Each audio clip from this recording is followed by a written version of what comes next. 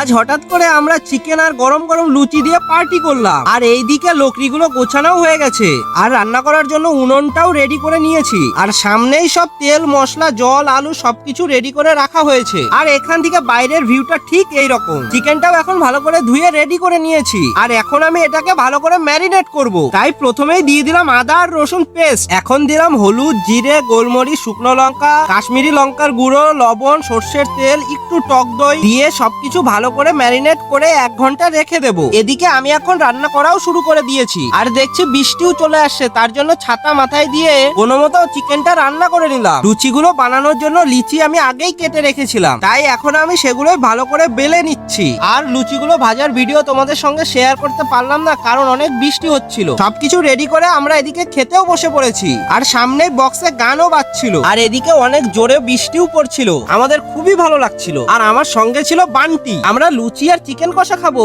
আর রাজকীয় বাইট দেবো না, সেটা কি কখনো হয়? তাই প্রথমে অর্ধেকটা লুচি অল্প একটু আলু সঙ্গে নিয়ে নেবো অনেকটা পরিমাণে চিকেন। আহা খেতে অসাধারণ হয়েছিল। তোমাদের কি দেখে লোভ লাগছে? তাহলে অবশ্যই কমেন্টে জানিও। আর আজকের মতো এতটাই, ভালো লাগলে একটা লাইক করে দিও।